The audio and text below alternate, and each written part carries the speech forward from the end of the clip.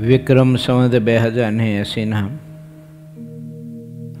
વૈશાખ સુદ 13 તારીખ 21/5/2024 મંગળવાર શ્રી લક્ષ્મીનારાયણ દેવ દ્વિશતાબ્દી મહોત્સવ વડતાલ ધામના ઉપક્રમે સત્સંગ સભા 12મી શ્રી સ્વામિનારાયણ મંદિર વડતાલ ધામ, બ્રિસ્બેન, ઓસ્ટ્રેલિયા. વાલા ભક્તો, આજે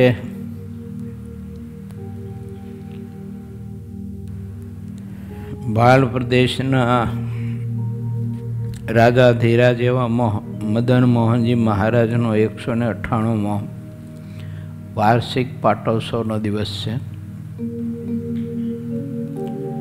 ભગવાન સ્વામિનારાયણની આજ્ઞાએ કરીને સદગુરુ શ્રી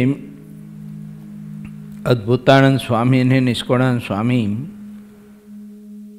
અને એમના સહભાગી નંદ પંક્તિના સંતો, એ સમકાલીન હરિભક્તો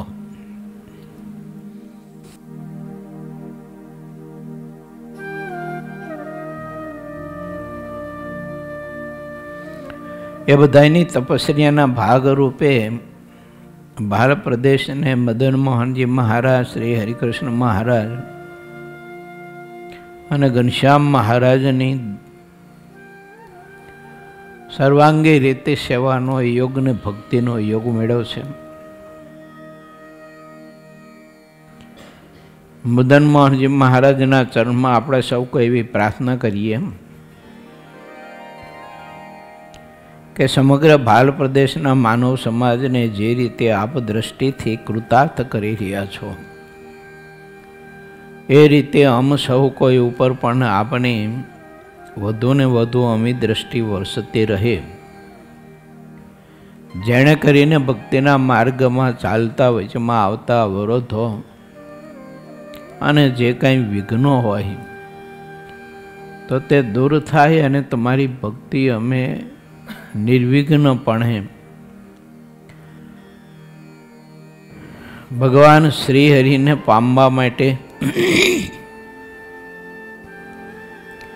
આત્યંતિક કલ્યાણ સિદ્ધ કરવા માટે આ ભક્તિની યાત્રા અમે આગળ ધપાવતા રહીએ. કારણ કે ભક્તિનો માર્ગ એવો છે કે એમાં અનેક પ્રકારના અવરોધો આભ્યંતર અને બાહ્યાંતર આવતા હોય છે. કોઈ પ્રકારના યુદ્ધ સાંકલ્પિક યુદ્ધ હોય છે અને કોઈ પ્રકારના બાહ્યાંતર, કોઈ ચીજ વસ્તુ પદાર્થના આકર્ષણો, મોહો, એની આસક્તિની વગેરેના બધા સંકલ્પના જબરદસ્ત તાંડવ ચાલતા હોય છે. એમાં આત્મા જો ખરેખર બળને પામ્યો હોય તો એ તાંડવમાં પોતે નિર્વિઘ્નપણે પરમાત્માની ભક્તિ કરી શકે, નહીંતર આત્મા છે ને એ નિરુત્સાહી થઈ જાય, યા તો વિષયોમાં કે પછી આ લોકની બીજી કોઈ ઈચ્છાઓમાં આત્મા ખેંચાઈ જાય. પરિણામે પરમાત્માની ભક્તિ મૂકી અને વિષય પ્રધાન થઈ જાય. આવા બધા ભક્તિના માર્ગમાં અવરોધો આવતા હોય છે. તો આપણે સૌ કોઈ મદન મોહનજી મહારાજના ચરણમાં આજે પ્રાર્થના કરીએ કે હે પ્રભુ, આમ સૌ કોઈ તો નિર્બળ આત્મા છીએ, અજ્ઞાની છીએ, પરંતુ આપ સમર્થ છો, રાજા ધીરાજ છો. તો આમ સૌ કોઈ ઉપર તમે એવી કૃપા કરજો કે ભક્તિના માર્ગમાં કોઈ આવા વિઘ્નો અમને પરમાત્માથી, ભક્તિથી, સદગુણોથી, સંતથી, ભક્તથી, સત્સંગથી અમને દૂર ન કરે. કોઈ પણ આત્મા ભગવાન, સંત, ભક્ત, સત્સંગ અને શાસ્ત્ર અને આપણો સનાતન હિન્દુ ધર્મ, આપણી સંસ્કૃતિ એનાથી દૂર થાય ને એના જેવી કોઈ મોટી ખોટ નથી અને એના જેવું કોઈ મોટું દુઃખ નથી. સિદ્ધાનંદ સ્વામીએ ભક્તિના માર્ગમાં કોઈ આત્માઓ એવા રજોગુણી તમોગુણી હોય તો વિઘ્ન કરતા હોય તો એના માટે થઈને એમાંથી બચવા માટે આપણે શું કરવું જોઈએ એ સદવિચાર સિદ્ધાનંદ સ્વામીએ આપણને સૌ કોઈને આપ્યો છે. વિસ્માપુરના 10મા તરંગની કથા ગઈકાલે આપણે રાહુલભાઈને ઘેર 16મી ચોપાઈ સુધી કરી હતી. આજે આપણે 17મી ચોપાઈમાં પ્રવેશ કરવો છે. ભગવાન શ્રી કૃષ્ણે ઘણા બધા જ એવા અવરોધી તત્વોનો નાશ કરી અને ભક્તોને નિર્ભય કર્યા છે. કારણ કે ભક્ત નિર્ભય હોય તો પરમાત્માની ભક્તિ સુખેથી કરી શકે, જીવન સુખેથી જીવી શકે. અને એ દ્વાપર યુગમાં ભગવાન કૃષ્ણના સમકાલીન કાળમાં ઘણા બધા જ એવા તત્વો હતા કે ભક્તિમાં બહુ વિઘ્ન કરતા હતા. એટલે પરમાત્માએ વિચાર્યું કે મારા ભારત દેશનો માનવ સમાજ ભક્તિના માર્ગે નિર્વિઘ્નપણે ચાલી અને ભક્તિ કરી શકે આવા કોઈ પણ લોભામણા, આકર્ષક કે બિહામણા તત્વો એ ભક્તિમાં વિઘ્ન કરે તો મારો ભક્ત કઈ રીતે ભક્તિ કરી શકશે. એટલે ભગવાને મોટા મોટા બધા જે કંઈ અસુરો હતા એને પણ આરાધના તપસ્યા કરી અને એક સિદ્ધિ અનેક પ્રકારની પ્રાપ્ત કરી હતી. તે સિદ્ધિના પ્રભાવના કારણે એ લોકો જાત જાતના અનેક પ્રકારના રૂપ લઈ શકતા હતા. સંકોચ અને વિકાસનું સામર્થ્ય એને સાધના કરી અને સિદ્ધ કર્યું હતું. એટલે કોઈ પશુનું પણ રૂપ લઈ શકે, કોઈ પક્ષીનું લઈ શકે, કોઈ કાંઈ રૂપ લઈ શકે. એવા રૂપ લઈ અને ગોકુળ અને વૃંદાવનમાં અનેક પ્રકારના વિઘ્ન કરવા માટે કંસના પ્રેરિત જતા હતા. કોઈ બગલાનું રૂપ લીધું, કોઈ અજગરનું રૂપ લીધું, કોઈ વાસડાનું રૂપ લીધું, કોઈએ નંદીનું કહેતા આખલાનું રૂપ લીધું. એમ જુદા જુદા બધા રૂપ લઈ અને ભક્તિના માર્ગમાં ચાલતા હતા. એ બધાને અવરોધ કરવા માટે થઈ આના અસુરો બધા જતા હતા. સૌ પ્રથમ પૂતના ગઈ. પૂતનાએ વિચાર કર્યો કે કંસ મહારાજા એનો શત્રુ ગોતવો કેવી રીતે. આકાશવાણીએ તો કહ્યું છે કે એ તો પ્રગટ થઈ ચૂક્યો છે અને ગોકુળમાં જ હે કંસ રાજા તારા માટે જ એ મોટો થઈ રહ્યો છે. આવો આકાશવાણીએ જ્યારે કહ્યું ત્યારે ગોકુળમાં એક કંસનો એ પોતે માનતો કે આ ભગવાન છે મારો શત્રુ છે.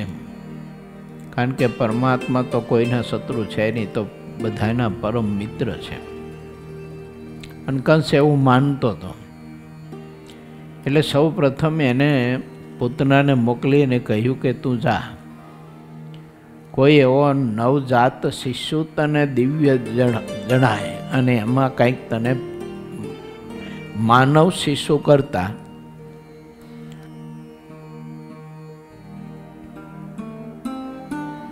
કોઈ સામર્થ્ય, પ્રભાવ, તેજ વધુ દેખાય તો સમજજે કે મારો શત્રુ હોય છે, તો તું એને આવી રીતે એનો નાશ કરજે.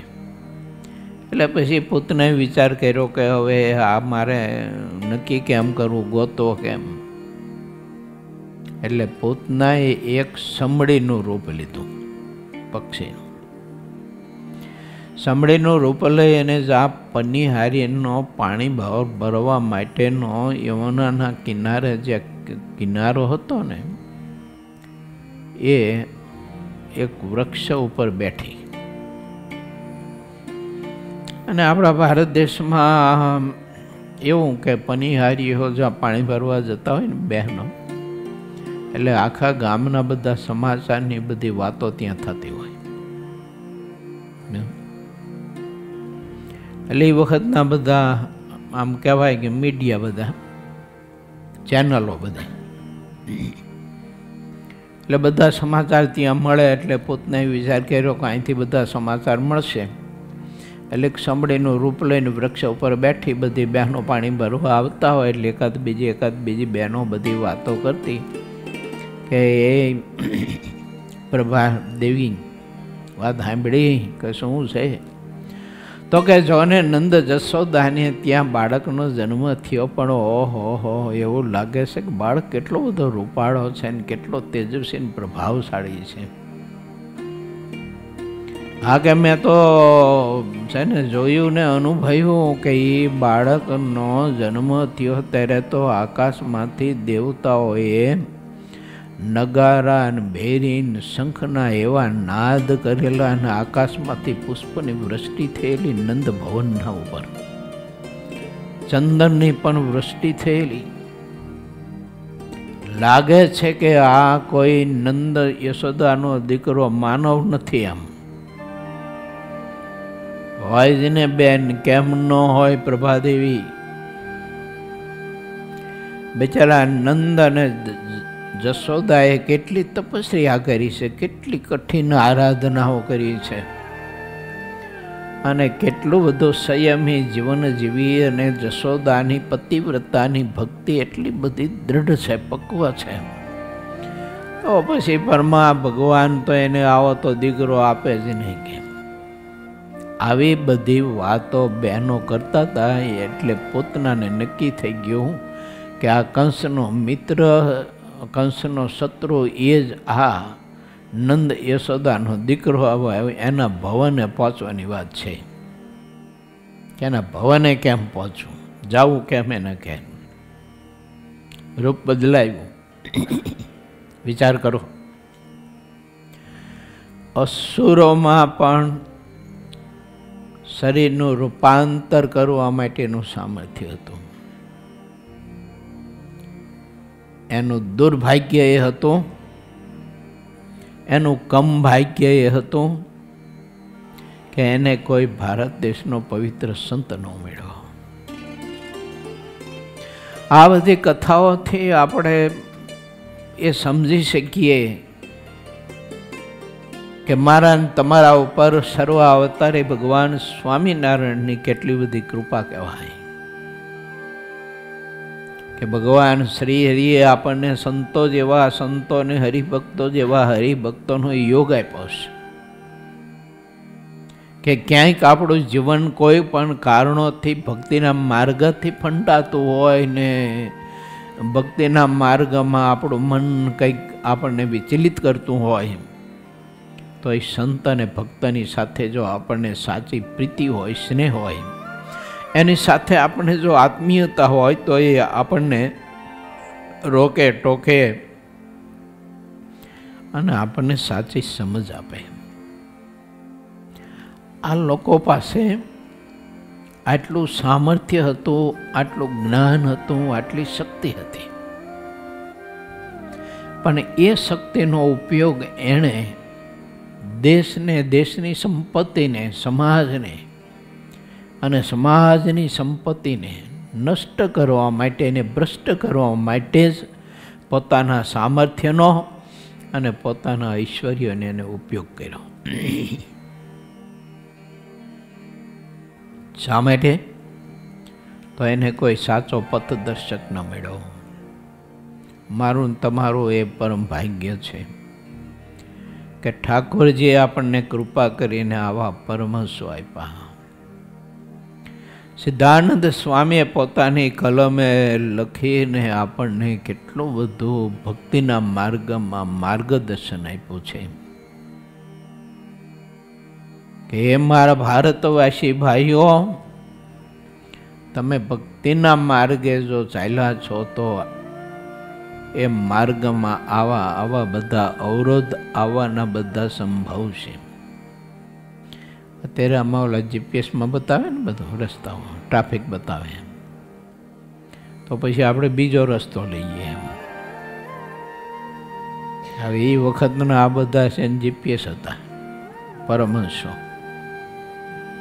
ભક્તિના માર્ગમાં ક્યાંક અવરોધ દેખાય મહાપુરુષોને, આ રસ્તો તો બહુ કંટકવાળો છે, બહુ બમ્પવાળો છે, બહુ વળાંકવાળો છે ને જોખમવાળો છે. કેમ તો કે રાત્રિમાં એ રસ્તાથી ન નીકળાય. ઘણી જગ્યાએ આપણા ભારત દેશમાં અમુક વિસ્તારમાં જે લૂંટારાઓ હોય ને એ બધા આવું કામ કરતા હોય છે કે રસ્તા ઉપર જ્યાં વળાંક હોય, બહુ અતિ એકદમ વળાંક હોય, એટલે ગાડી તો તમારે ધીમી પાડવી જ પડે. ના હોય તો એ લોકો શું કરે, રાત્રિના સમયે અંધારે છે ને રસ્તા ઉપર મોટા મોટા પથરા મૂકી દે, એટલે ગાડી તો તમારે રોકવી જ પડે. પછી શું કરે, ઝાડવા ઉપર ચડી ગયા હોય અમુક લોકો, તો વૃક્ષ તો બહુ મોટા હોય, આ એની સાથે રાંડવા બાંધ્યા હોય, એની સાથે આંકડા બાંધ્યા હોય લોખંડના, એ નાખેલા ઓલી ટ્રક જાતી હોય ને, તે ટ્રકમાં અનાજ ભર્યું હોય, બીજું ત્રીજું જે ભર્યું હોય ને એ આંકડો છે ને એ બેગમાં ભરી જાય, ઓલામાં કોથળાઓમાં, એમ કરીને અનાજના કોથળા બીજું ત્રીજું લઈ લે. ટ્રેન જતી હોય અથવા બારખાનું જતું હોય, ડીઝલ પેટ્રોલની ગાડીઓ જતી હોય, ટ્રેન મોટી, તો ક્યાંક એને સિગ્નલ ન મળી હોય, લીલી ઝંડી ન મળી હોય, તો ટ્રેન વચમાં ઊભી રહે. એ લોકો ડબ્બા ઉપર ચડીને પેટ્રોલ ડીઝલ કાઢી લે. આ ભક્તિના માર્ગમાં આવા અવરોધો છે, સંભવ છે. શું કરે, કોઈ પણ રજોગુણી તમોગુણી માણસ છે ને એ આપણી પાસે મીઠી મીઠી વાતો કરીને આપણને આ લોકના પ્રલોભનો આપી, અને આપણી મતિ હજી કાચી હોય કે સત્સંગમાં એવી દ્રઢતા થઈ ન હોય, આપણને મહારાજના નિશ્ચયની ઉપાસનાની હજી એટલી દ્રઢતા ન થઈ હોય, અને એમાં વળી પાછો કોઈ એવો અવરોધ આવે કે આપણા જીવનમાં કંઈક દુઃખ આવ્યું, માનવાનું કે હાલો ને આપણે ફાઇલ મૂકી છે PR માટે, અને કોઈ મેસેજ આવતા નથી ઓફિસેથી, એટલે પછી આપણી ધીરજતા થોડીક ખોટી હોય. એટલે પછી કોઈ એમાંથી મળે કે તમે જો આ બાધા રાખવાના આ કરો તો તમારે PRની ફાઇલ છે ને એ પાસ થઈ જાય ને આવી જાય. આ તો એક સેમ્પલ આપું છું તમને. આવા કોઈ પણ અવરોધો આવે તો સ્વાભાવિક છે કે માણસને આ લોકની સંપત્તિના પ્રલોભનો છે ને, મારે જે વચનામૃતમાં લખ્યું છે કે ગ્રસ્ત હોય ને એને કંઈક ધન દેનારો મળે, દીકરા દીકરીઓ દેનારા મળે, તો મહારાજ કે એને તરત ત્યાં પ્રતીતિ આવે. અને જો જંત્ર મંત્ર અને નાટક અને ચેટકમાં પ્રતીતિ આવે તો મહારાજ કે એને અડધો વિમુખ જાણવો. કારણ કે સર્વ કરતા તો પરમાત્મા છે, પરબ્રહ્મ પ્રભુ છે, એની મરજી વિના તો કશું નથી થતું. એમાં આપણે રોજ ગાય છીએ ખરા, પણ સમય આવે ત્યારે બીજે બાધા કરવા જઈ ખરા પાછા. એને તો લખ્યું છે, મારી મરજી વિના રે કોઈથી તરણું નવ તોડાય, એમ મને જાણજો રે મારા આશ્રિત સહુ નર નારી. પણ હવે આ લોકનું બધું પ્રલોભન જેવું છે ને, સંપત્તિનું ને બીજું ત્રીજું, તે જીવને જો એવી દ્રઢતા ન થઈ હોય ઉપાસનાને આશ્રયની, અને કેવળ મોક્ષ માટે જ, આત્યંતિક કલ્યાણ માટે જ, પ્રભુને પામી જવા માટે જ સત્સંગ ન કરતો હોય ને, એને આવા કોઈ પણ આકર્ષણો બદલાવી શકે છે. જે કેવળ મોક્ષ માટે જ પરમાત્માની આરાધના ભક્તિ કરતો હોય, એને ચાહે એવા પ્રલોભનો હોય ને તો એનો બદલાવી શકે. કારણ કે એને મોક્ષ સિવાય કાંઈ જોતું જ નથી, પરમાત્મા સિવાય કંઈ ખપતું જ નથી. એટલે મહારાજે પ્રથમના 70ના વચનામૃતમાં કાકાભાઈના પ્રશ્નથી આપણને બતાવ્યું છે કે સત્સંગ કરવો એ તો કેવળ પોતાના જીવના કલ્યાણ માટે કરવો. હું સત્સંગ કરું અને પિયરની ફાઇલ મારી પાસ થઈ જાય, પિયર મળી જાય, હું સત્સંગ કરું અને ગામ ગરાસ ગયો છે ને પાછો આવે, હું સત્સંગ કરું અને મારા ઘરમાં કંઈક તકલીફ છે તો દૂર થાય, હું સત્સંગ કરું અને મને શરીરમાં કંઈક દીર્ઘ રોગ છે તો એ દૂર થાય, હું સત્સંગ કરું તો લગ્ન ગ્રંથિથી જોડાયા પછી સંતાન પ્રાપ્તિ નથી થતી તો કોઈ સંતાન પ્રાપ્તિ થાય. મહારાજ કે આવા સંકલ્પ લઈને સત્સંગ ન કરવો, ભગવાન તો કરતા હારતા છે એમ. ક્યારેક આપણો સંકલ્પ સિદ્ધ કરે, ક્યારેક ન પણ કરે, કારણ કે એ સ્વતંત્ર તત્વ છે. અને આપણો સંકલ્પ સિદ્ધ કરે તો એ આપણું ભલું છે, અને આપણો સંકલ્પ સિદ્ધ ન કરે તો પણ આપણું ભલું જ છે એમાં. જો પણ ગળે ઉતરવી જોઈએ વાત, એ કઠણ કામ છે. જો એક પ્રધાનજી હતા, તે રાજાને વાતે વાતે કહે કે ભગવાન જે કરે એ સારું કરે છે, પરમાત્મા જે કરે એ સારું કરે છે. સમયાંતરે રાજાને તકલીફ થઈ અને અંગૂઠામાં વાગ્યું, એવું અંગૂઠો કાપવો પડ્યો. એટલે પ્રધાનજીએ કહ્યું કે ભગવાન જે કરે છે ને એ સારા માટે કરે છે. એટલે રાજાને આ વાતનો ગુંડરો ગળે ઉતરો નહીં, કારણ કે અંગૂઠો પગનો કપાઈ ગયો અને તોય પ્રધાનજી એમ કે ભગવાન જે કરી હારા માટે જ કરતે, શું સારું કર્યું ભગવાને એમ બન્યું. એવું રાજા એક વખત મૃગ્યા કરવા માટે ગયા જંગલમાં, અને મૃગને પકડવા માટે જંગલમાં આગળ ને આગળ ઘોડો દોડાવતા દોડાવતા દોડાવતા આગળ ને આગળ નીકળી ગયા. તે એવા પ્રદેશમાં વયા ગયા રાજાને ખબર નહીં, અને ત્યાં લોકો લૂંટારા અને ચોરને બધા બહુ રહેતા હતા. અને ચોર લોકોએ નક્કી કરેલું હતું એને કંઈ સંતાન નહોતું, તો સંતાન પ્રાપ્તિ થાય તો પછી આપણે એ જેને માનતા હોય એને એક નરવીર પુરુષ શ્રેષ્ઠ હોય, હા, એને વધેરો એના દેવસ્થાનમાં આવો એ નક્કી કરેલું.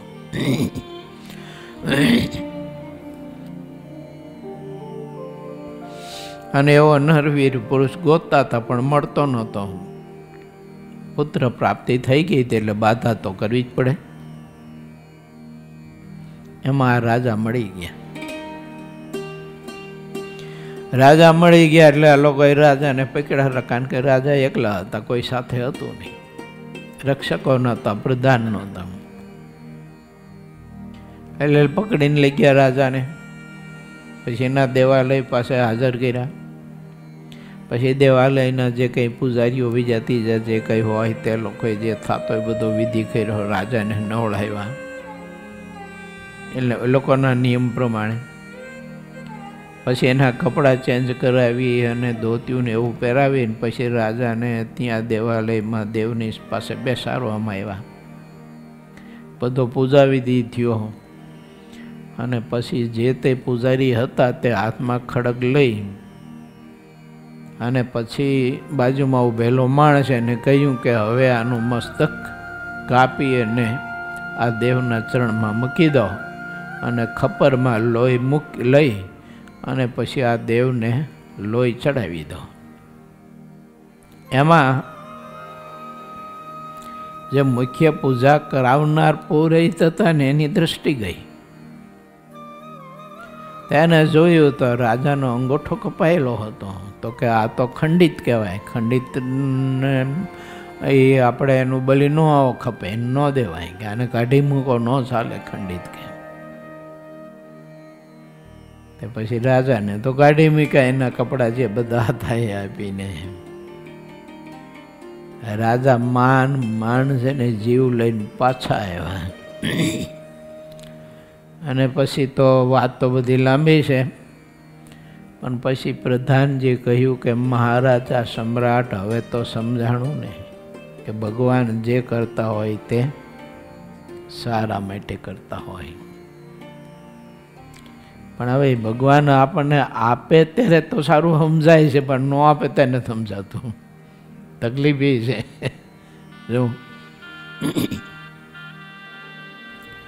વાત મારી કહેવાની એ છે કે ભક્તિના માર્ગમાં આવા બધા અવરોધો આવવાનું સંભવ છે એમ કે આપણે સત્સંગ સ્વીકાર્યો, ભગવાનના ચરણે આપણું જીવન સમર્પણ કર્યું અને આપણા જીવનમાં કોઈ આવા વિકલ્પો હોય દુઃખના દૂર થતા ન હોય, ઘણી બધી મહેનત કરતા હોય, ચામડું તૂટી જાય એટલી બધી મહેનત કરતા હોય તો સારું બેડું ન થતું હોય ને બીજા બધા એટલી બધી મહેનત ન કરતા હોય ને પુરુષાર્થ ન કરતા હોય, પણ તો એ લોકો બહુ પૈસો કમાતા હોય ને બહુ સુખી હોય, એના મકાનો જુઓ તો એ સરસ મજાના રાજમહેલ એવા હોય, સરસ મજાની સારી લેટેસ્ટ બહુ મોંઘી ગાડીઓ ફેરવતા હોય, બધું વગેરે વગેરે બધું દેખાતું હોય. અને આપણે મહેનત કરી મજૂરી કરીને થાકી જતા હોય તો બે પાંદડે થતા ન હોય પાછા એમ. અને પછી ભગવાન જે કરતા હોય તે સારું કરતા હોય તે માનવું તે વિષય અઘરો માટે પરમાત્માનો આશ્રય સ્વીકારવો, પ્રભુની ભક્તિ કરવી તે કેવળ ને કેવળ મહારાજ કે જીવના કલ્યાણ માટે કરવું, મોક્ષ માટે, આ લોકની કોઈ ઈચ્છાઓ માટે નહીં, નહીં આ લોકની માયિક ઈચ્છાઓ માટે કે નહીં ઐશ્વર્ય સામર્થ્ય પ્રતાપ માટે કે હું ભગવાનની ભક્તિ કરું, વચન સિદ્ધ થઈ જાઉં અને મારા વચન પ્રમાણે બધાના કાર્યો થવા માંડે એટલે લોકો લાખો લોકો મને ચાહે, ઈચ્છે, પૂજે, આવી કોઈ પણ અપેક્ષા ભગવાનના ભક્તને ન રાખવી, કારણ કે બધું જ ભક્તિના માર્ગમાં વિઘ્નરૂપ છે, દુઃખરૂપ છે. એટલે તો મહારાજે એક દિવસે બહુ ઠપકો આપ્યો હતો. કોને ખબર? વ્યાપકાનંદ સ્વામીને. દાહ ખાચરની ઘોડી જીવતી કરી વ્યાપકાનંદ સ્વામીએ. બીજા તો ઘણા બધા પ્રસંગો છે, પણ આપણે અત્યારે આ એક જ લઈશી સમયને લક્ષ્યમાં રાખીને. પછી મહારાજે સભા કરી એટલે મહારાજે મર્મમાં બધાને વાત કરી કે હવે તો મહારાજ કે અમે આ સત્સંગ છોડી અને જંગલમાં વહ્યા જઈશું ને ત્યાં આરાધના કરશું ને એમ કરીને જીવન પૂરું કરીશું, કારણ કે હવે તો આ સત્સંગમાં પણ ઘણા બધા ભગવાન થયા છે અને મરેલાને પણ જીવતા કરી શકે છે. તો મહારાજ કે હવે અમારે કંઈ સત્સંગમાં રહેવાની બહુ જરૂર નથી. એટલે સંતો બધા એકાદા બીજાને સામું જોવા માંડ્યા કે મહારાજ કોને આદેશીને વાત કરે છે. ત્યારે વ્યાપકાનંદ સ્વામી હાથ જોડીને ઊભા થયા. સંતો, બ્રહ્મચારીઓ, પાર્ષદો ભક્તોને કહે છે કે ભક્તો તમે કોઈ ચિંતા ન કરતા, મહારાજ મને નિશાન બનાવીને વાત કરી રહ્યા છે. કારણ કે દાહ ખાચરને ઘોડી મૃત્યુ પામી તેનો આખો પરિવાર બહુ દુઃખી થતો હતો. એ વખતે રાજવી પુરુષોને ઘોડી સારી હોય, તેજેલી ઘોડી, તો દીકરા દીકરીઓ કરતાં પણ ઘોડીમાં પ્રીતિ એને વધારે હતી.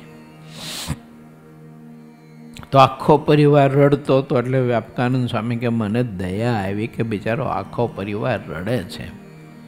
તો મહારાજને વ્યાપકાનંદ સ્વામી કહે, હે પ્રભુ, હે મહારાજ, હે મારા નાવલિયાનાથ, આ બ્રહ્માંડ આખું જીવથી ભર્યું છે, ખીચો ખીચ જીવથી ભર્યું છે. હવે એમાં એક જીવ મેં લઈ અને ઘોડીમાં નાખ્યો અને ઘોડી હણહણતી બેઠી થઈ, ઊભી થઈ, એમાં હું ભગવાન થઈ ગયો. હવે તો તમે આવું લઈ મીંડા છો કે અમે જંગલમાં વહી જઈશું, ત્યાં ધ્યાન કરશું, ત્યાં ભજન કરશું, જિંદગી પૂરી કરશું, સાના માના અહીં પડ્યા રહો ને. કે વાત એ છે, મહારાજ કે સ્વામી, કોઈ સમ્રાટ રાજાને ખબર પડશે કે આ મરેલાને જીવતા કરે છે તો તમને કેદમાં પૂરી દેશે. શા માટે? તો કે એના પ્રધાનનું મૃત્યુ થાય, એના કુંવરનું મૃત્યુ થાય, એની રાણીનું મૃત્યુ થાય, બધાને જીવતા કરવા માટે તમને કેદ રાખશે. કેદખાનામાં તમારે આખી જિંદગી આમનામ પૂરાઈને રહેવું પડશે. માટે આ બધો ધંધો કર્યા જેવો નથી. મહારાજ કર્યો નથી, કરવો પડ્યો તો એટલે કર્યો. દયાએ કરીને કર્યો. વાત એ છે કે આવું ઐશ્વર્ય સામર્થ્ય પણ ભગવાનની ભક્તિના માર્ગમાં વિઘ્નરૂપ છે. એમ આપણને સારું ગમે તેમ મીઠું લાગતું હોય, ખબર નથી, પણ મોટા પુરુષ જેવી સ્થિતિએ પહોંચ્યા હતા તે મોટા પુરુષોને પણ આવું સામર્થ્ય છે ને, એ તો એને બહુ જ અતિ વિઘ્નરૂપ દેખાતું હતું. એટલે મહાપુરુષો સામર્થ્ય હતું ખરું, પણ ઉપયોગ નહોતા કરતા.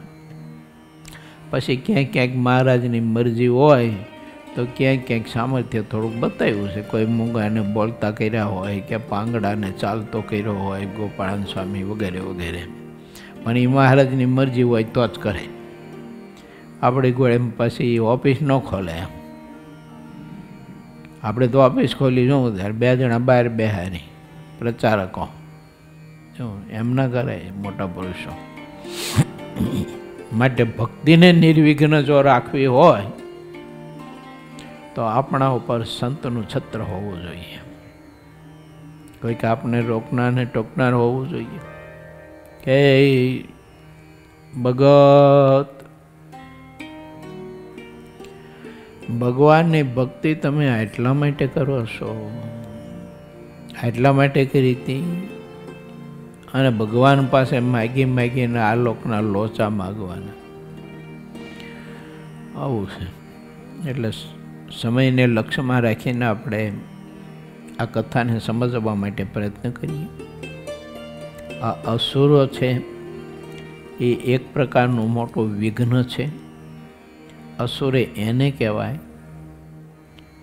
કે જેના આત્માને વિશે કે બુદ્ધિમાં કે વિચારમાં કોઈનું અહિત પડ્યું હોય, કોઈનું હિત ઈચ્છી ન શકતો હોય, કોઈનું સુખ જોઈ ના શકતો હોય, બળી મરતો હોય, ત્યારે સમજવાનું કે આ અસુર છે.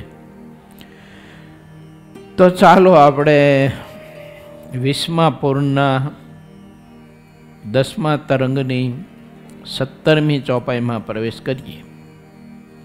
શ્રી કૃષ્ણ ભગવાનના ઉપદેશ વચનોને હૃદયમાં ધારી લીધા અને બદ્રિકાશ્રમમાં નિવાસ કર્યો. કોણે? ઉદ્ધવજી. ઉદ્ધવજી એક પાત્ર એવું હતું કે પરમાત્માએ વિચાર કર્યો કે હું આ ધરતી છોડીને જઈશ, પછી આ ભક્તિને કોણ જીવંત રાખશે, ધર્મને જીવંત કોણ રાખશે?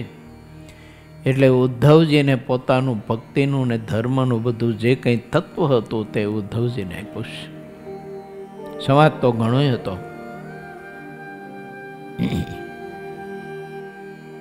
અને તે ઉદ્ધવજીએ પરમાત્માએ આપેલું જ્ઞાન એ ધારણ કરીને વનમાં જ્યારે એમને વાસ કર્યો, વલકલ વસ્ત્ર પહેરીને ભોજનની કહેતા સારા ભોજનની આશા છોડી અને વનફળ ખાઈને જીવન પોતે જીવતા હતા. કોઈ પણ પ્રકારના સુખની સ્પૃહા રાખીને અમને ચતુર એવા ઉદ્ધવજી વેદાંતના તત્વમસી આદિ 4 મહાવાક્યોનું અતિશય મનન કર્યું. તેથી હૃદયમાં પરમ અલૌકિક સ્થિતિ પામ્યા. પછી તેઓ ભારતના ઉત્તરખંડમાં ફર્યા. ત્યાં કેટલાક રાજાઓ તેમને શરણે આવ્યા. તે કહું છું. 20 જેટલા ઈક્ષ્વાકુ વંશના રાજા તેમના આશ્રિત થયા અને 20 પ્રશંસનીય કાલક વંશના રાજાઓ આશ્રિત થયા. વળી 20 હઈ વંશના ધીર રાજાઓએ ઉદ્ધવજીનો આશ્રય કર્યો. તેમના સમાગમથી તે સર્વે રાજાઓએ સંસારની પીડાનો નાશ કરીને મોક્ષ પદ પ્રાપ્ત કર્યું. ઉદ્ધવજીના ઉપદેશથી 24 જેટલા પંચાળના રાજાઓ બધી ઝંઝાળ તજી દઈને મોક્ષપદને પામ્યા. શક દેશના 24 જેટલા રાજાઓએ બધો પરિગ્રહ તજી દઈને બ્રહ્મ સ્થિતિ પ્રાપ્ત કરી. ઉદ્ધવજીના સમાગમથી કલિંગ દેશના 31 પવિત્ર રાજાઓએ આ અસત્ય જગતનો ત્યાગ કરી અને ઉર્ધ્વગતિ પ્રાપ્ત કરી. વિતિહોત્ર ગોત્રના 20 રાજાઓએ જગદીશ્વરનું સ્મરણ કરીને અજર અમર બન્યા. 22 જેટલા સુરસેન દેશના રાજાઓ બધા જ ક્લેશને તજીને મુક્ત થયા. 27 જેટલા મિથિલાના રાજાઓ ભગવાનના ભક્ત થયા અને તેમણે લેશ માત્ર પણ જગતનું સુખ રાખ્યું નહીં. 35 કુરુકુલના રાજાઓએ વ્યવહારનો ત્યાગ કરીને પોતાનું કલ્યાણ કરી લીધું. ઉપર કહ્યા તે બધા જ રાજાઓ મહાસંત ઉદ્ધવજીના ચરણનો આશ્રય કરનારા હતા અને તેથી તે બધા 184 અને દુઃખ દંડથી છૂટી ગયા હતા. તે બધા રાજાઓ શ્રી કૃષ્ણ ભગવાનની ઉપાસના કરીને સંસાર તરી ગયા અને મુક્ત થયા. તે સહુ રાજાઓ મહાપુરુષ ઉદ્ધવજીએ કહેલી વિદ્યાનું મનન કરીને સુખકારી અવિચળ પદને પામ્યા હતા. તે બધા કુળ પછીના સુમતીના પુત્ર રૂપમાં જે રાજાઓ થયા તે બધા શરીરથી સમર્થ અને ધન તથા સુખના બળથી કામાતુર થયા અને પાપથી પરિપૂર્ણ થઈ ગયા. અને પછી તેના ઉપર કોઈ જાતનો અંકુશ ન રહ્યો. ત્યાર પછી સ્વતંત્ર ગતિવાળા અને દ્રઢ યોગ અભ્યાસી મુનિઓનો તે ક્રૂર રાજાઓએ દ્રોહ કર્યો. તે પછી સૌના અંતર્યામી એવા નરનારાયણ દેવ તે પાપીઓના અપરાધને સહન કરી શક્યા નહીં અને તે ભક્ત દ્રોહીઓને તેના દ્રોહોનું તેવું ફળ આપ્યું. પછી ભગવાનની ઈચ્છાથી મહાપદ્મ નામનો એક રાજા થયો. તે નિરશંકો રાજાઓનો કાળ હતો. તેણે અંકુશ વિનાના સર્વે રાજાઓનો નાશ કર્યો. તે મહાપદ્મ રાજાએ પરશુરામના જેવું વ્રત રાખ્યું અને જેટલા નિરંકુશ ક્ષત્રિયો હતા તેના મૂળ ઉખાડી નાખ્યા અને ભૂમિ ઉપર તેમણે પોતાનું રાજ્ય સ્થાપ્યું. ત્યાર પછી સમય જતા કળિયુગના પ્રભાવે કરીને ફરીવાર બધા રાજાઓ અધર્મી થયા. પૃથ્વી ઉપર જેટલા મનુષ્ય હતા તે બધા અધર્મપરાયણ થઈ ગયા. મોક્ષભાગી મનુષ્ય દુર્લભ થયા. અગણિત લોકો અધર્મમાં રુચિવાળા થયા. ભગવાનની ઈચ્છાથી બધા જ મુનિઓ અને સારા રાજાઓ અદૃશ્ય રૂપે બદ્રિકાશ્રમમાં રહ્યા. ઉદ્ધવજી પણ તે પાપરૂપ કુસંગથી ડરીને બદ્રિકાશ્રમમાં વસી ગયા. કોઈ ભાગ્યશાળી જિજ્ઞાસુ ભગવત દર્શનના પ્રેમી મનુષ્ય ત્યાં જાતા ત્યારે તેના ખાસ નિર્મળ હૃદયને દેખીને તેને દર્શન દેવાનું વિચારતા. ઉદ્ધવજી ભગવાનના મુખથી નવતમ જ્ઞાન સાંભળીને સિદ્ધદશા પામ્યા હતા. તેઓ ઘણા સુગ્ન થયા હતા. મહાપદ્મ રાજાના પછી 8 નંદવંશી રાજા થયા અને 10 મૌર્યવંશી રાજા થયા હતા. 10 શુંગ રાજાઓ, 30 આંધ્ર અને 7 આભીર રાજાઓ થયા હતા. 10 ગદર્ભી વંશના અને 16 કંક રાજાઓ થયા હતા. અને તેના પછી 23 જેટલા નિશંક યવન રાજાઓ થયા હતા. બાહુબળ આદિ રાજાઓ થઈ ગયા. તે પછી અતિશય અભિમાનના કારણે અનેક પ્રકારનો અધર્મ આચરવા માંડ્યા. તેમાં કેટલાક રાજાઓ તો ધર્મનો નાશ કરનારા થયા હતા અને કેટલાક અજોડ ભક્ત થયા. તેઓ ઉદ્ધવજી અથવા ઉદ્ધવજીના શિષ્ય પાસેથી જ્ઞાન પ્રાપ્ત કરીને ભગવાનના ભક્ત બન્યા હતા. ઉદ્ધવજી પાસેથી જ્ઞાન પ્રાપ્ત કરીને અનેક લોકો પવિત્ર થયા. તેમજ ધર્મના વિશાળ મર્મને સમજીને એકાંતિક ભક્ત થયા. ઉદ્ધવજીનું હૃદય અત્યંત નિર્મળ હતું. તે પરોપકાર પરાયણ હતા. ઉદાર મનથી લોકોને અપાર જ્ઞાન આપતા હતા. ધ્યાન પરાયણ તથા જીતેન્દ્રિય હતા. જે લોકો તેમને અનુસરતા હતા તેની અપાર પીડાને હરીને તેમને કૃષ્ણ પરાયણ કરી દેતા. આવા ઉદ્ધવજી ભગવાનનું ધ્યાન સ્મરણ કરી ધર્મ અને ભક્તિ પરાયણ રહેતા અને બદ્રીવનની આસપાસ ફરતા રહેતા.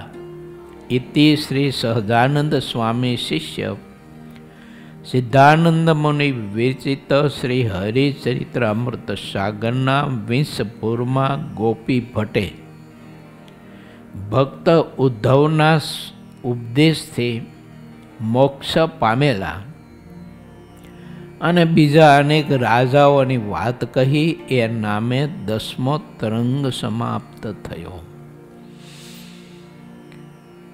ભગવાનનો ભક્ત પ્રભુનો આશ્રય જ્યારે સ્વીકારે છે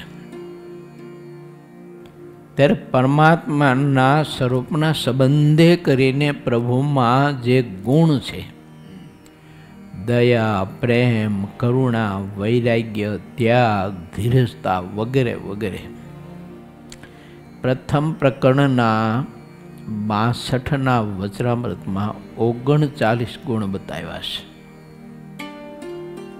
પ્રથમનો 62મો, એમાં 39 ગુણ બતાવ્યા છે.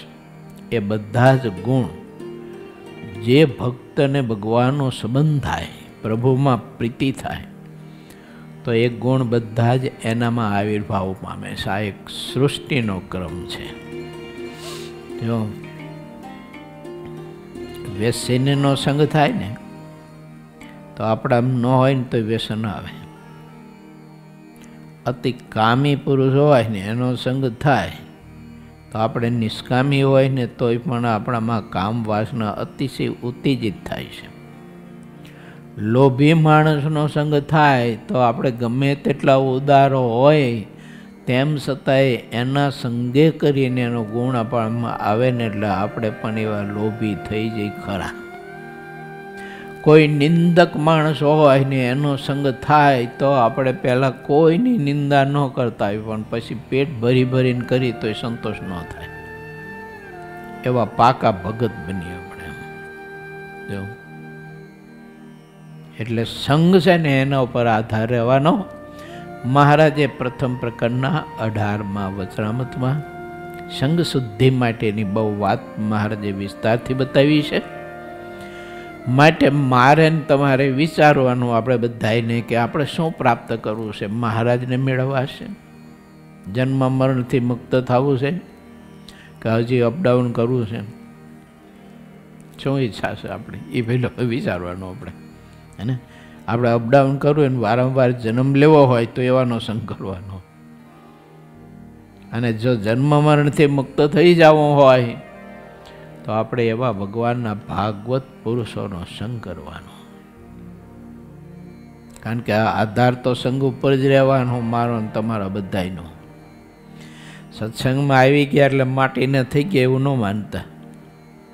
ભગવાનનો આશ્રય સ્વીકારી લીધો અને માટીને થઈ ગયા એવું નહીં માનતા. અમે દીક્ષા લઈને સાધુ થઈ ગયા એટલે અમે માટીના થઈ ગયા એમ ના માની લેવાય. આધાર રહેવાનો સંગ ઉપર. તો દીક્ષા લીધા પછી સંગ જો એવો હોય તો સાધુતા લજાય એવું જીવન જીવે. જો પણ ભગવાન રાજી થાય એવું જીવન ન જીવાય. આમ સાધુતાના ગુણ જ ન આવે. મારા બાપ ક્યાંથી આવે? શાસ્ત્રમાં તો બધું લખ્યું છે. ગુણાતીતાનંદ સ્વામી કે ગ્રંથમાં તો બધા જ ગુણ લખ્યા છે. પણ એ શાસ્ત્રો વાંચવાથી ને ભણવાથી ને ગોખવાથી ગુણ ન આવે.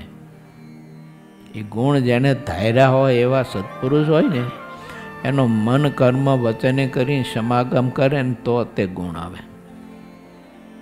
એટલે પહેલાં અમારે એવું હતું ત્યાગાશ્રમમાં, કોઈ મુમુક્ષુ ભગવાન ભજવા માટે આવે ને ગ્રસ્તાશ્રમમાંથી ત્યાગાશ્રમમાં, ત્યારે મોટા પુરુષ પહેલાં 2-4 એવા મોટા ધીર ગંભીર સંતો હોય ને એના સમાગમ જોગમાં રાખતા.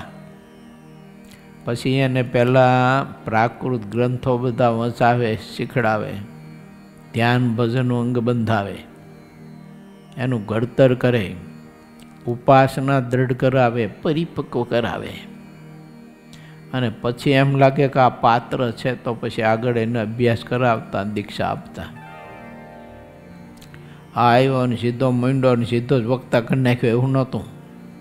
જો હા, તો એવું બધું. તારે અમને મોહ હોય ચેલાનો, આવ્યો નથી, મીંડો નથી ને સીધો પાઇટ ઉપર બેહારી દીધો નથી ને ઓલો થોડોક વાંચ્યા થવાય એટલે પછી મંડી પડે કથા કરવાની. પછી એવી બાફણ પટ્ટી થાય તે ન પૂછો વાત મારા બાપ. બધું એવું બખડ જંતર ઊભું કરે તે પછી ધર્મ નિયમ ને આગળના ઉપાસના ને બધું છે ને એક હારે લોચો બધો ભેગો ડોટાવે. પછી એવું નહોતું પહેલાં. માટે સત્સંગ સ્વીકાર્યો મેં ને તમે, ભગવાનનો આશ્રય સ્વીકાર્યો, બહુ સારી વાત છે. પણ તે આશ્રયની દૃઢતા મારીને તમારી છેલ્લા શ્વાસ સુધી, ઉપાસનાની દૃઢતા છેલ્લા શ્વાસ સુધી એવી ને એવી રહે એના માટે સંગ પ્રધાન છે. માટે એવા ભગવાનના સંત, એવા ભગવાનના ભક્ત, એની સાથે આત્મીયતા બાંધવી બહુ જરૂરી છે. ગુણાતીતાની સામે લખ્યો 2 સારા સાધુ, 3 સારા હરિભક્ત, એની સાથે જીવ જોડવો, એની સાથે મિત્રતા બાંધવી. આજે શું કરે ખબર છે? અમે ઘણી વખત બધા સત્સંગ કરવા જતા હોય ને તો ઘણા બધા યુવાનો મળે તો એમ કહે કે આ મારો મિત્ર છે ને, આ મારો મિત્ર છે ને, આ મારો મિત્ર છે ને. પહેલાં નહોતો પણ હમણાં જ આ મારો મિત્ર, નવો જ મિત્ર થયો છે કે આ મારો મિત્ર છે એમ કે. સારું છે, પણ આપણે જીવ સાથે મિત્રતા બાંધી છે એને કરતાં મુક્તની સાથે જો મિત્રતા બાંધીએ ને તો આત્મા અમર બની જાય, મુક્ત થઈ જાય. બાકી તો યુગોના યુગોથી આત્માર્યોને બીજાની સાથે મિત્રતા બાંધતો આવ્યો છે, પણ જેના ઉપર જન્મ મરણનો ભય છે ને એની સાથે મિત્રતા એને બાંધી. જો બ્રહ્માનંદ સ્વામી છે ને ઓલા પદ લખ્યા ને, રે સગપણ હરિવરનું સાચું, બીજું સર્વે ક્ષણ ભંગુર કાચું. એમાં એક કડી આવે છે, જેના શિર ઉપર છે મરણ, એવું કંઈક કડી આવે છે, બહુ મસ્ત છે. જો મતલબ સામેનો બતાવવાનો એવો છે કે જેના શિર ઉપર કાળ ઘૂમી રહ્યો છે, જેની પાછળ અને પાછળ કાળ ઘૂમી રહ્યો છે, અને એને આપણો મિત્ર બનાવીએ તો એ શું આપણને મુક્તિ અપાવે? હે, મિત્ર તો એક ભગવાનને બનાવો, ઠાકોરજીને મિત્ર કરો, ઠાકોરજી સાથે મિત્રતા કરો. ગોઠડી કીજે કાના ગોઠડી, એવું કંઈક પદ છે નિષ્કુળાનંદ સ્વામીનું. હા, ગોવિંદ ઘેર આવો તો ગોઠડી કીજે રે, ગોવિંદ ઘેર આવો તો ગોઠડી કીજે, એવું પદ છે. ભગવાન સાથે મિત્રતા, અને એક મહારાજના એવા મુક્તની સાથે મિત્રતા, એ સાચી મિત્રતા. ને એ મિત્ર આપણને ભવસાગરમાં છે ને પાર ઉતારે. બાકી છે ને શ્યમતક મણી જેવા કિંમતી ધાતુથી મઢેલું અને એ કિંમતી ધાતુનું બનાવેલું જે નાવ હોય ને, જહાજ, એમાં બેસો ને તોય બુડાડે. બોલો, જો શ્યામતમણી, વૈદુર્યમણી, આ બધી કિંમતી છે ને ધાતુ, એનું વાહન બનાવે ને તો બુડાડે, પણ લાકડાનું વાહન તારે. એમ છે ને આ લોકોનો ગમે તેવો મોટો સમ્રાટ દેખાતો હોય પણ ભગવાનનો ભક્ત નથી ને, એટલે શ્યામતક મણીનું જહાજ પણ એ બુડાડવાનું. ભગવાનનો ભક્ત છે ને ભલે કાષ્ટનું દેખાતું હોય પણ એ આપણને તારવાનો. માટે મિત્રતા એક ભગવાન પુરુષોત્તમ નારાયણની સાથે અને એક એના એવા મુક્ત ભેદ બતાવ્યા ચાર મહારાજે વડતાલના ત્રીજા વચનામૃતમાં. દીવા જેવા, મસાલ જેવા, વીજળી જેવા અને વડવાનળ અગ્નિ જેવા મુક્તના ભેદ બતાવ્યા છે. અને સારંગપુરના 15માં પણ મુક્તા, મધ્યાને પ્રૌઢાના 3 ભેદ બતાવ્યા છે. એમ છે ને એવા વડવાનળ અગ્નિ જેવા કે વીજળીના અગ્નિ જેવા મુક્ત પુરુષ હોય ને એની સાથે આપણે મિત્રતા કરી હોય ને તો એ આપણને પાર પાડે, બાકીનું નાવ બુડી જાય મારા બાપ. એટલે સંતોએ લખ્યું હેત કરતો નથી હરિદાસ મારે, એવું લખ્યું. ભગવાનના ભક્તમાં મિત્રતા નથી કરતો, એમાં હેત નથી કરતો. અને આ લોકના જે જીવ, આ લોકના જે કીડા છે કે જેમાં નરી વાસના ભરી છે, મોહ માયા ભરી છે, એને ભલામણ તું તારા મિત્ર કરીને તું બેઠો છો, તે નાવ તારું કેવી રીતે પાર પડશે? સામા કિનારે પહોંચશે કેમ ગાડું તારું? ને મિત્ર કરો તો એવા કરો છો. કંસે આ બધાને મિત્ર કર્યા હતા. બકાસુર, અઘાસુર, વ્યામાસુર, આ બધા એને મિત્ર હતા. પોતના વગેરે વગેરે બધા. જગતમાં આવી બધી સિસ્ટમ હોય છે ને બધી. જો તો આ સિસ્ટમમાં અનાધિકારની છે, આજની નથી. આ બધા મિત્રતા કરી હતી. શું એને લોસો લીધો? બધા એકાદે બે જાય. મૃત્યુ સિવાય મેળવું શું એને? કૂતરાના મોતે મરવાનો વારો આવ્યો બધા. અને હાવ ગરીબ હતો, ઘરમાં રહેવા માટે સારું ઝૂંપડું નહોતું, પણ એ સુદામાએ મિત્ર છે ને કૃષ્ણને કર્યો. અને કોઈની મિત્રતા પસંદ ન કરી. બાકી તો સાંદીપી ઋષિના આશ્રમમાં ભણતા હતા ત્યારે કેટલા બધા રાજા સમ્રાટોના બધા કુંવરો ત્યાં અભ્યાસ કરવા માટે આવ્યા હતા, પણ સુદામાએ મિત્રતા કોઈ સાથે ન કરી, કૃષ્ણ સાથે કરી. આપણે બતાવ્યું.